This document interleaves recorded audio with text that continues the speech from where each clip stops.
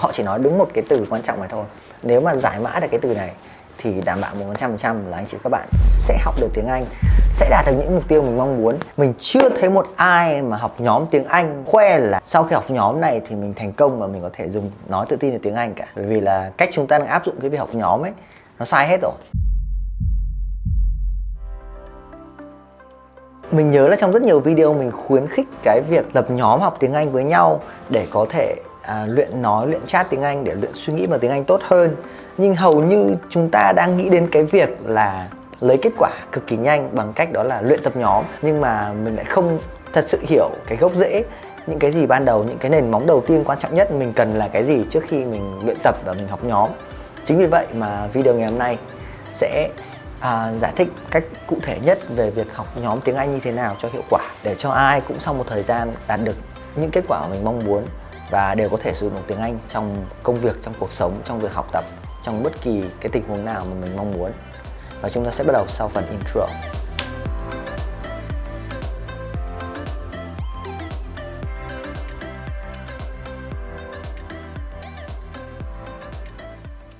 Windy là gì nào? When to fly. When là Gió. đúng. Cái từ này là understorm là gì? Là bão. Understorm bão. Học lại thấy buồn ngủ rồi đây. Chúng ta đã bao giờ nhìn thấy những tấm ảnh đẹp trên mạng, sau khi xem xong thấy đẹp và ngay lập tức mình lên Shopee hay là lên trên mạng mua ngay về để thử lên, mặc lên, bởi vì là mình nghĩ là sau khi mặc xong ấy thì mình sẽ thấy mình đẹp giống như cái bức ảnh ở trên mạng như thế kia. Đó là một cái quy trình rất tự nhiên của não bộ, muốn tiết kiệm thời gian ngắn nhất để đi đến kết quả. Hay như một cái bình luận mới đây mà mình đọc ở trên kênh YouTube của Alexi Music Inside Channel. Đó chính là sau khi xem video Annie học hát tiếng Anh, nhiều bạn có thể học và hát theo và đạt được những thành tựu nhất định. Thì đấy là những cái điển hình của việc là chúng ta nhìn thấy người khác làm và mình thấy có động lực muốn bắt chước theo. Phần trăm thành công thì ít, fail nghĩa là thất bại thì khá nhiều, bởi vì là chúng ta chỉ làm vì mình thích nhìn thấy người ta làm và mình bắt chước theo thôi. Đây nó là một dạng peer pressure, là cái mà rất nhiều người sẽ gặp phải trong việc học nhóm với nhau. Và các bạn hoàn toàn có thể search trên Google thấy peer pressure. Thì có cái từ pressure có nghĩa là áp lực, còn peer có nghĩa là đồng lứa. Áp lực đồng lứa là áp lực của những cái người ở đây, mình đọc định nghĩa luôn. Peer pressure or influence is when you do something because you want to feel accepted and valued by your friends. Có nghĩa là chúng ta muốn được cảm thấy được chấp nhận, cảm thấy được mọi người đánh giá cao trong cái nhóm bạn của mình. Áp lực đồng lứa này xảy ra với bất kỳ hội nhóm nào và xảy ra nhiều nhất trong các trường học. Peer influence can be positive or negative. Cái áp lực đồng lứa này có thể tích cực và cũng có thể tiêu cực. Nói ví dụ về người xem hai bố con Annie và Alex đi hát với nhau, xong bắt đầu cùng luyện hát tiếng Anh, hay là về dạy con tiếng Anh, hay là về tự học tiếng Anh, sau một thời gian thì mình có thể sử dụng tiếng Anh nói tốt, thì đấy là positive, những áp lực tốt. Và nhưng phần đa những người mà lập nhóm học tiếng Anh với nhau ấy thì sẽ gặp nhiều trường hợp là gì? Người này không muốn học, lười học, người kia thì nói chưa chuẩn, trình độ chênh lệch nhau, thế là vào không hợp được với nhau. Hay là người này kêu mệt không muốn học, cùng hẹn nhau 1 giờ, đến giờ này cùng nhau dạy học nhưng mà người kia không lên, thế là người này cảm thấy có áp lực. Thì đó gọi là negative. Bất kể cái việc là áp lực đồng lứa này nó là tích cực hay là tiêu cực thì nó cũng không nên có trong quá trình học, đặc biệt là với những người bắt đầu học từ đầu. Chúng ta luôn luôn muốn đi đến cái kết quả cuối cùng của việc học, đó là việc nói được, viết được, giao tiếp được với người khác bằng tiếng Anh. Thế nhưng mà chúng ta quên đi cái phần đầu tiên và quan trọng nhất, đó là xây nền móng, nền tảng cho ngôn ngữ. Ngôn ngữ là trong đầu của mình nghe được, mình nói được, mình giao tiếp được với người ta là nhờ một quá trình dài tích lũy theo thời gian. Ví dụ một cái video mấy bạn nước ngoài nói về việc là áp lực đồng lứa của các bạn ấy như thế nào. Các bạn ấy tuổi teen và đi học, có người thì dè bỉu, có người thì chia rẽ nhóm, thì các bạn ấy giải quyết áp lực ấy bằng cách nào? Mình sẽ bắn cái đoạn audio ấy lên, anh chị và các bạn nghe xem là các bạn sẽ làm gì, nói gì để giải quyết cái áp lực đồng lứa như thế này. Rất ngắn thôi, câu nó chỉ có 2-3 từ thôi, chúng ta nghe và điền vào chỗ trống. Đây sẽ là các câu mà các bạn ấy sẽ nói. Nhiệm vụ của chúng ta là điền vào chỗ trống. Audio sẽ chạy trong 3, 2, 1. Speak up, get support. Once you tell, it'll start to get better.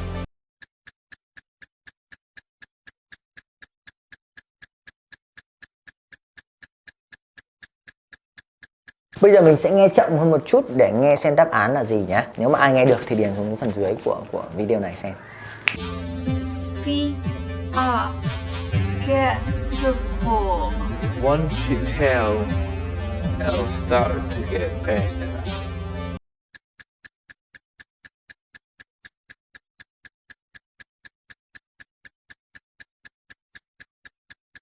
Và tất nhiên là khi tua chậm lại thì nghe dễ hơn, đúng không ạ? Đó là cách xử lý thông tin rất bình thường của não bộ. Thế nên là ai mới học mà luyện nghe quá nhanh ấy, hay là phải nghe những tài liệu của những bạn giỏi hơn mình ấy, thì đôi khi là mình cảm thấy áp lực và mình dễ bỏ cuộc. Khi tua chậm lại mình nghe thấy từ đầu tiên đó là speak up.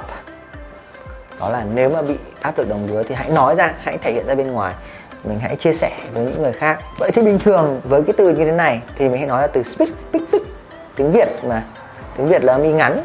Tiếng Việt thì hầu như là không có âm y dài, nhưng trong tiếng Anh thì có âm y dài. Và họ sẽ nói cái từ này y dài ra một chút, họ nói là speak.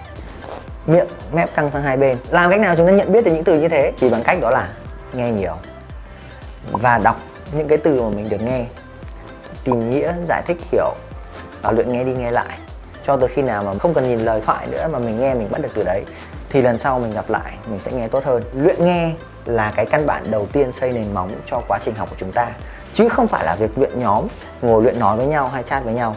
Cái đó chỉ là phần đưa kết quả ra, nó là phần hệ quả của việc luyện nghe phía trước. Thế nên một nhóm muốn hoạt động tốt, chúng ta phải có cùng mục tiêu, cùng trình độ với nhau, cùng có một thời gian luyện nghe hoặc là luyện đọc trước đó. Quy trình không thể thay đổi của việc học ngôn ngữ đó là nghe, nói, đọc, viết. Mình chia làm hai phần, đó là nghe và đọc. Đó là phần nạp ngôn ngữ vào trong đầu. Thứ hai, đó là nói và viết. Đó là phần đẩy ngôn ngữ ra bên ngoài. Mình gọi nó là output. Còn phần này đó là input. Không có ngôn ngữ vào trong đầu, không thể nào sản xuất ra được những câu nói, không thể nào tương tác được với người khác. Thế nên nếu không có phần này thì sẽ không có phần này. Nói đơn giản như vậy cho anh chị các bạn dễ hiểu. Hay giống như lúc nãy chúng ta nghe thấy từ đó là get support. Get là một trong những từ cực kỳ phổ biến trong giao tiếp. Get lấy, get cầm, đạt được cái gì đó. Get, hay đi đến đâu đó. Get, how do I get to the coffee? Làm thế nào để tới quán cà phê bây giờ? Nên nếu vừa rồi mà không nghe được từ get thì anh chị và các bạn chắc chắn là trình độ từ ban đầu rồi. Nên là tìm lộ trình nào mà học từ đầu cho nó dễ. Luyện nghe, luyện đọc, hiểu trước đi, chứ đừng tham gia một nhóm vội. There's no way to help. Không có cách nào giúp được đâu. Nếu mà trong người mình không có ngôn ngữ, không nghe hiểu, không đọc hiểu thì có 10 nhóm đi nữa cũng không có hiệu quả gì cả. Hay là cái câu cuối cùng mà chúng ta nghe thấy đó là gì? Once you tell. Một khi bạn nói ra ấy, bạn thể hiện ra cái cảm xúc của mình, khi mà bạn chia sẻ với người khác về việc là mình đang gặp áp lực, it will start to get better. Và khi họ nói nhanh thì họ từ bỏ luôn cái âm y, thì họ nói là it'll get to start better. Họ nói nhanh luôn là it'll get to start better. It will, nói nhanh là it'll, chỉ có âm L cuối thôi. It'll start to get better. Thì tất cả những cái chú ý này chúng ta về phát âm như thế này, mặc dù nó rất nhỏ nhưng mà nó lại cực kỳ phổ biến trong giao tiếp. Nên là cái chúng ta học từ trước giờ là học từ tiếng Việt dịch sang tiếng Anh, học từ tiếng Anh dịch sang tiếng Việt này. Hay là nhiều bố mẹ mình thấy dạy con bằng cách là gì? Apple là quả táo, dog là con chó, cat là con mèo. Xong bắt đầu là các bố mẹ bắt đầu hỏi lại con, thế thì quả táo trong tiếng Anh con gọi là gì? Apple, giỏi quá. Hay là quả chuối trong tiếng Anh là gì? Banana, giỏi quá. Thế bây giờ table trong tiếng Việt là cái gì? Là cái bàn, giỏi quá. Nhưng thật ra là trong tất cả cái cuộc nói chuyện như thế ấy, thì chỉ được vài từ thôi. Và nó không mang tính chất conversational, có nghĩa là không mang tính chất giao tiếp. Bởi vì giao tiếp là nó có cả câu. Như ví dụ như câu vừa rồi chúng ta vừa nghe đó là it'll start to get better. Khi bạn nói ra thì nó sẽ trở nên tốt hơn. Khi bạn chia sẻ cảm xúc của mình ra thì bạn sẽ cảm thấy tốt hơn.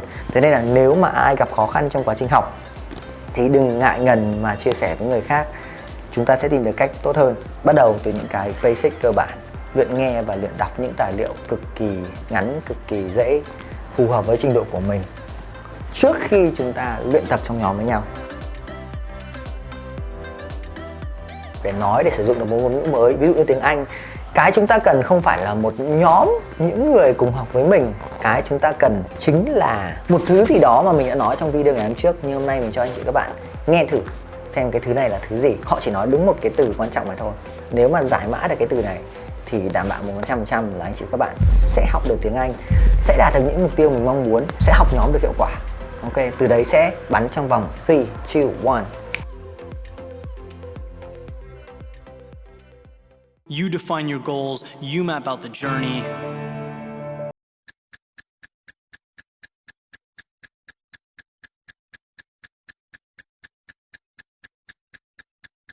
Lần thứ nhất thì họ nói câu dài, bây giờ mình nói cho câu ngắn hơn, đó là chỉ có từ đấy thôi.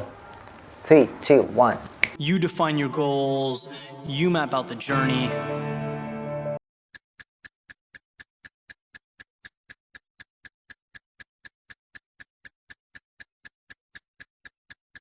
Yes, you need to have a goal. Chúng ta cần phải có mục tiêu. Mục tiêu càng cụ thể càng tốt. Và hôm trước mình đã nói rất cụ thể về việc đặt mục tiêu tiếng Anh như thế nào, một bài tập thực tế như thế nào trong việc học tiếng Anh. Các bạn hoàn toàn có thể xem cái video đó dưới phần mô tả video này. Nhưng khoan, chúng ta còn rất nhiều đoạn phía sau mà sẽ giải quyết cái việc là gì? Chúng ta tương tác như thế nào để học nhóm thành công. Stay tuned. Trong đặt mục tiêu học thì họ có một cái mô hình rất chuẩn chỉ, đó là SMART goals, có nghĩa là đặt mục tiêu theo một cách thông minh. Thì có hai từ khóa trong từ SMART, đó là specific và thứ hai đó là realistic hay là relevant. Hai cái từ khóa mà cực kỳ quan trọng trong việc đặt mục tiêu. Specific có nghĩa là càng cụ thể càng tốt. Thứ hai là phải thực tế với trình độ của mình, những mong muốn của mình, khả năng tiếp thu nhanh, tiếp thu chậm với quỹ thời gian của mình. Đơn giản như là cuộc nói chuyện giữa hai người với nhau. Muốn mời người ta ăn thì chúng ta nói câu như thế nào? Thì ngay đây chúng ta sẽ có một đoạn hội thoại, nhân vật họ sẽ mời ăn như thế nào. Thank you. I'm starved. Bon appetit. Bon appetit là một từ mượn tiếng Pháp nhưng mà được sử dụng rất nhiều trong văn giao tiếp tiếng Anh. Khi muốn mời ai đó, họ nói là chúc ngon miệng. Bon appetit. Vậy thì specific and realistic, càng cụ thể, càng thực tế về mục tiêu của chúng ta thì chúng ta càng có động lực học hơn.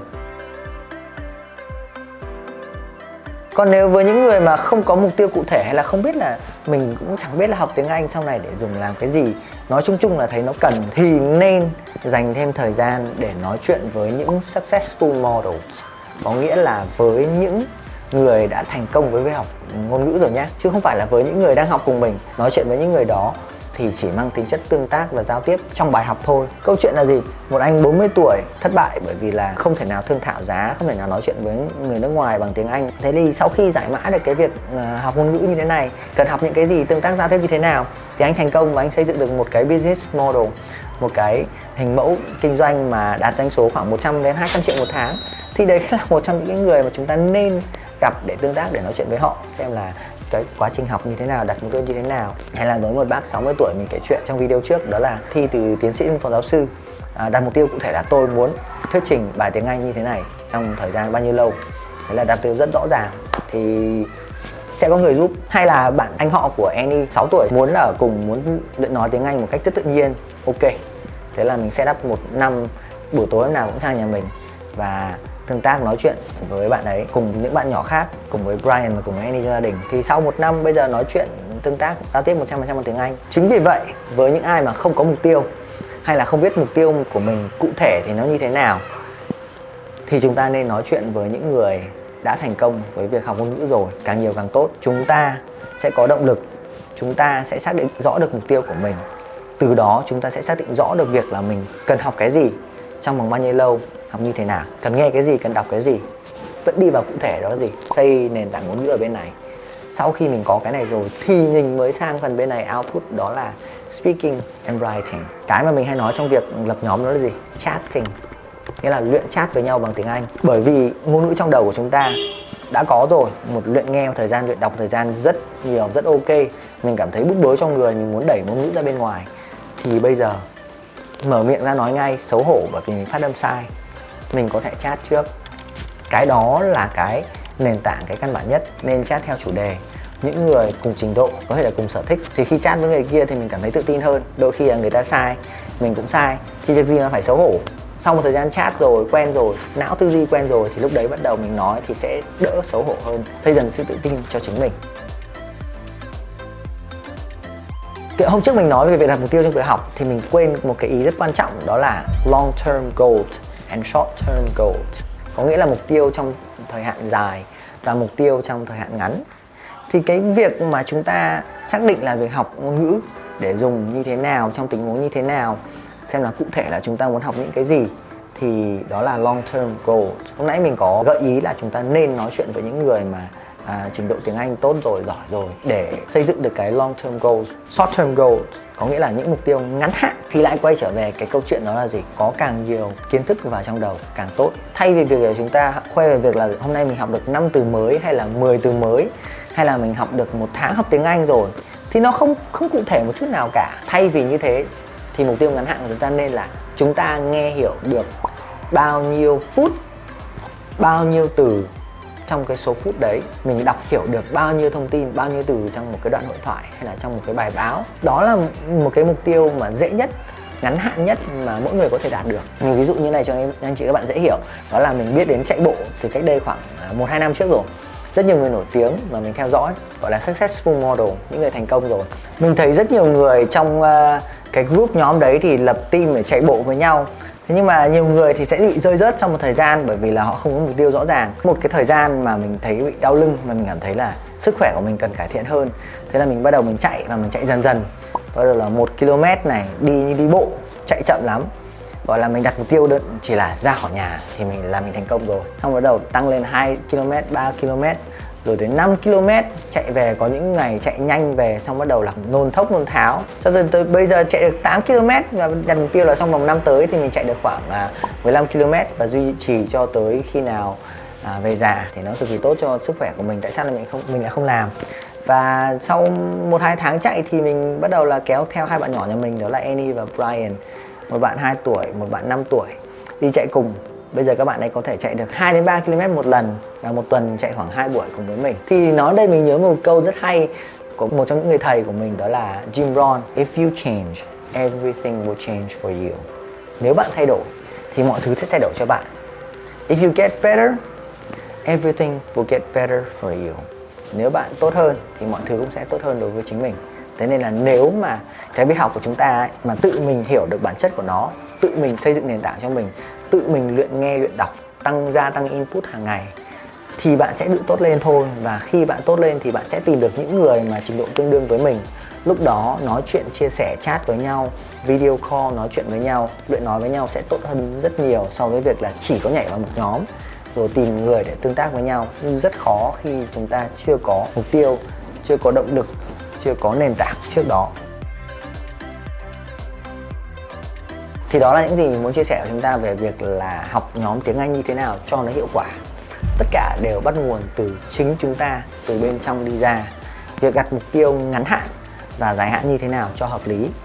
Luôn luôn phải tương tác, tìm tới những người mà đã giỏi tiếng Anh rồi để nghe những câu chuyện, để cho biết là chúng ta mục tiêu như thế nào cho nó phù hợp, học như thế nào cho nó phù hợp, và bắt đầu lại xây dựng căn bản, đặt mục tiêu ngắn hạn.